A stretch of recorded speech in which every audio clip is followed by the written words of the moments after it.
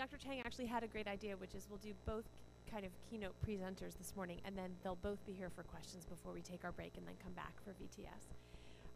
Dr. Kornel Chang is Assistant Professor of History and American Studies at Rutgers University in Newark. His research interests include modern U.S. history, international migration and borders, the Asian diaspora, and the United States in the Pacific world.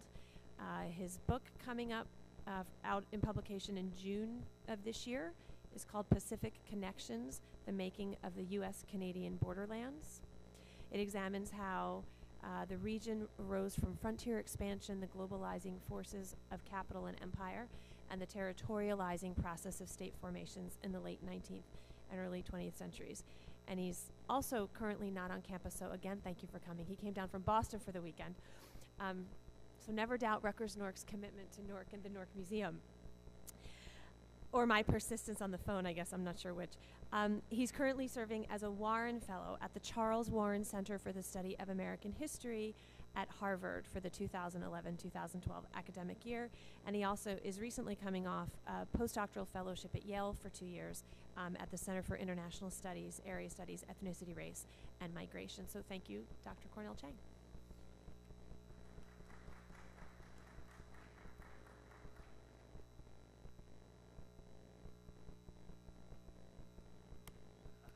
Hello. Okay. Well, good morning, and thank you for having me. I just want to start off by saying I have a particular kind of soft spot for my social studies teachers and English teachers from elementary school and high school. As someone who is sort of relentlessly groomed to become a doctor or a scientist, they were the ones to help me imagine a kind of alternative sort of future. And so for that I am grateful, but much to the chagrin of my parents in any case.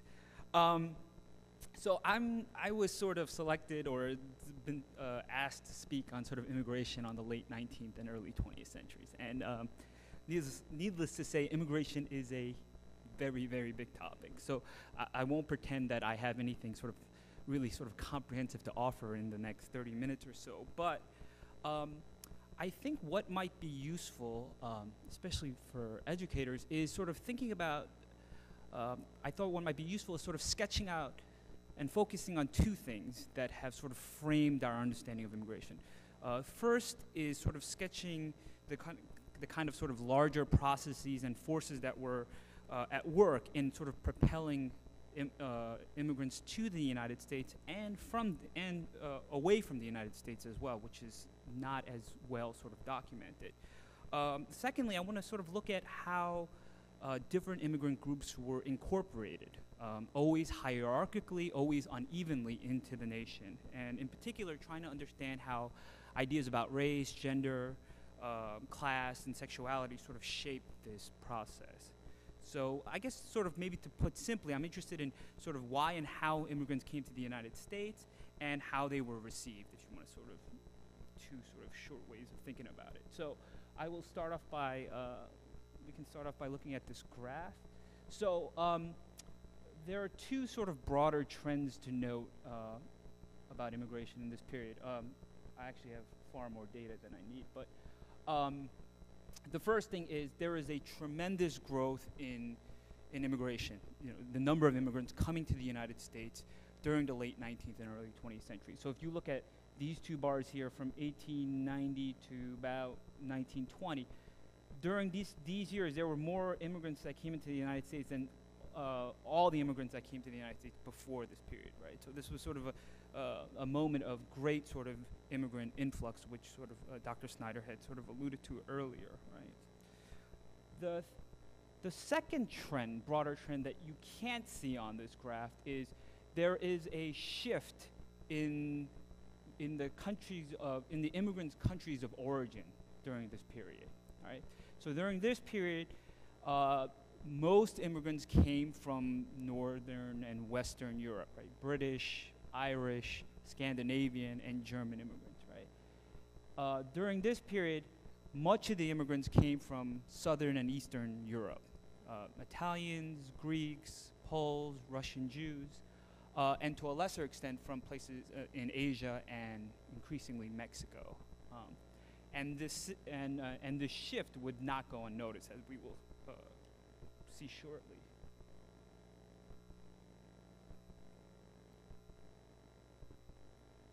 Sorry, a little technical difficulty.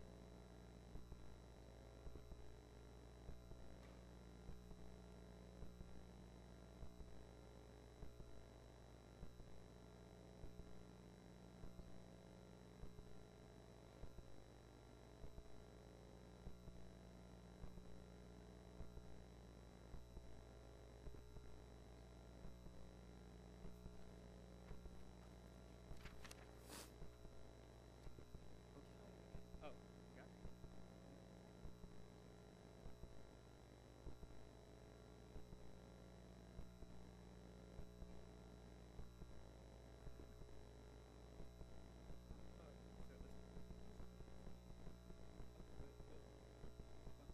Is it going to work on this? Or?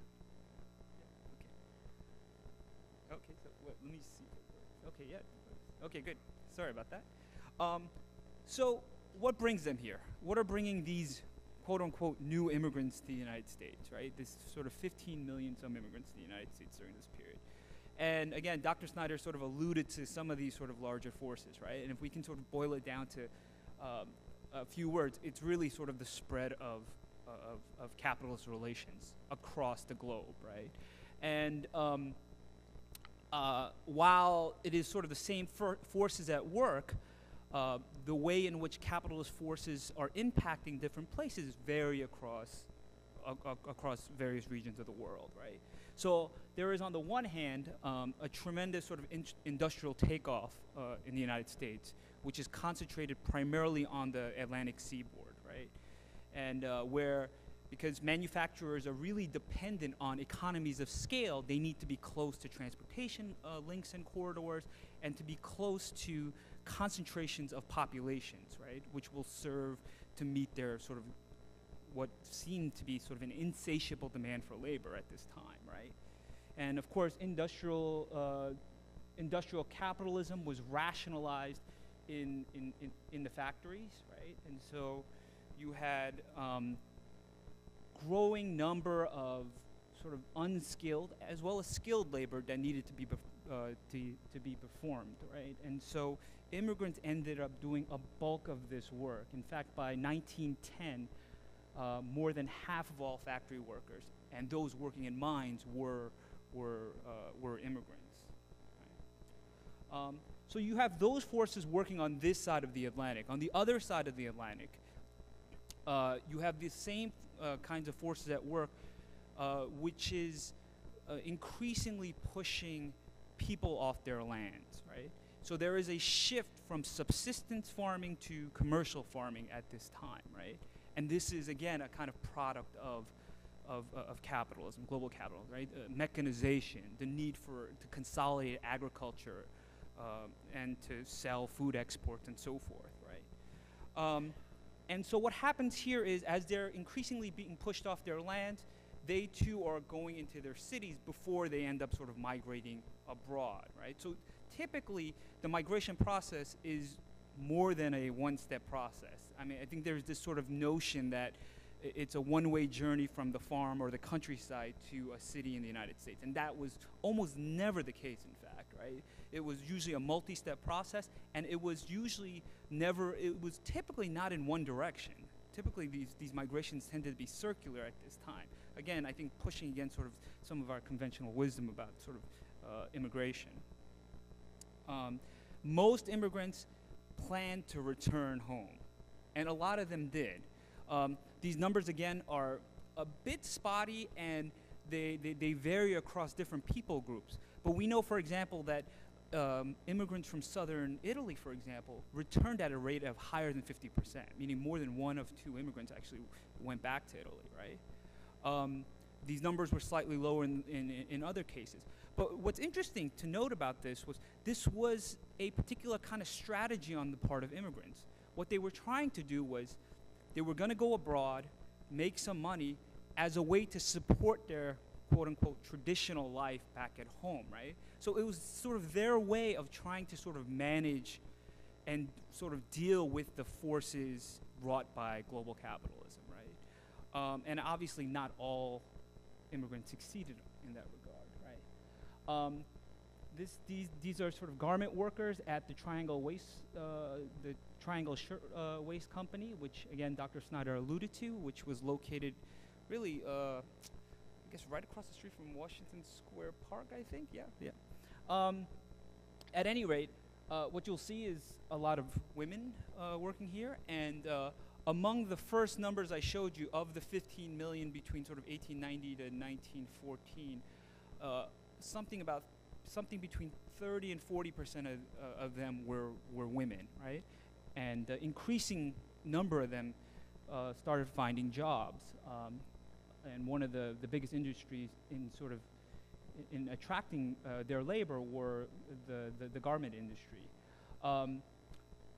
The Triangle Shirtwaist Factory is remembered sort of notoriously in history because 140 some odd women died in a fire, mostly Italian and Jewish immigrants, when their owners had sort of chained up the main staircase, and when a fire had spread, the women were not able to get out. Some burned in the fire, others tried, leaped to their death, and so forth, which was a bit ironic because the year before, which I think Dr. Snyder alluded to, there was a great sort of protest movement among these garment workers, and it was some of these very same women who had led this movement of about 20,000 who were protesting the unsafe working conditions, the low wages. It was something like they were working 14 hours a day, 7 days a week, under sort of terrible conditions.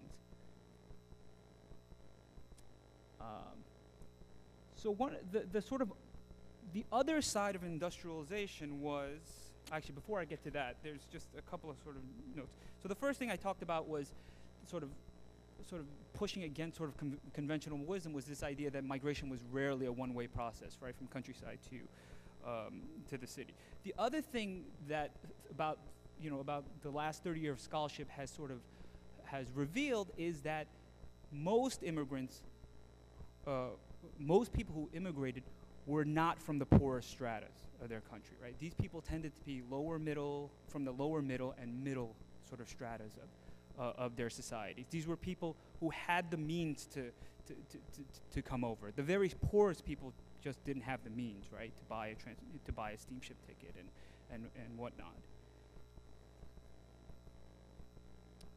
So again, I think Dr. Snyder alluded to it. The other side of industrialization was urbanization, and overcrowded cities with its sort of enormous slums developed as sort of the ugly side of industrialization.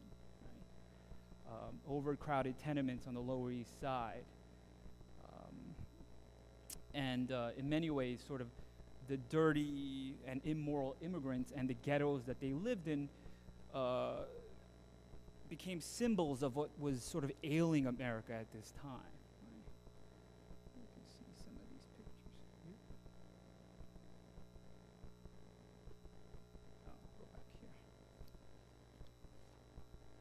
And so the dirtiness, the overcrowding, the propensity for violence and crime were seen as sort of innate characteristics of inferior races, right? Nativists, primarily of sort of Anglo-Saxon descent, were convinced that these conditions were inheritable and immutable, right? Where biology really was sort of destiny, right? And so you could see how sort of race and class were sort of mutually reinforcing during this time. And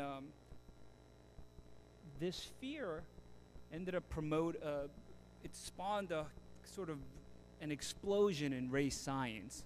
Groups like the American Breeders Association, the American Eugenics Association arose as a kind of clarion call that if they did not restrict or regulate the movement of these inferior whites from Southern and Eastern Europe, that it would sort of signal the decline of the United States.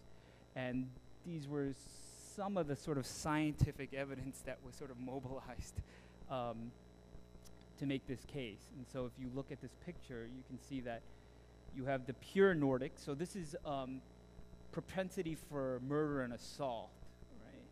And so Mediterraneans apparently had the highest rates, and so they were up here. I do not know exactly how they culled these numbers, but despite claims to sort of science, I am sure that these were some fudge numbers in one way or the other. And then, of course, at the bottom, you have the pure Nordic, who are, you know, people of Anglo-Saxon descent or people of Teutonic descent is sort of, were thought to be obviously less prone to crime and violence. And again, these ideas were thought to be reflections of a kind of racial characteristics, right? They could not be changed through a change in social conditions and so forth, right? It's sort of who you were born to be. And in fact, Charles Davenport, who was a very respected scientist and eventually led a laboratory out in Long Island to research, sort of, to do kind of research on race science. He had said this in 1911. He said, "The population of the United States will, in account of the great influx of blood from southern Eastern Europe, rapidly become darker in pigmentation, smaller in stature, more mercurial, more attached to music and art," which I found interesting, more given to crimes of larceny, kidnapping, assault, murder, rape, and sexual immorality, right? And this was always, of course, in comparison to Anglo-Saxons, right? People from Britain and Germany and so forth, right? Now, I will say that on the one hand, you had racial science who were sort of denigrating immigrants in this kind of way and making racial arguments. There were, as Dr. Snyder alluded to, progressive reformers, social people who were sort of associated with the social gospel, liberal Protestants and others, who were making a very different kind of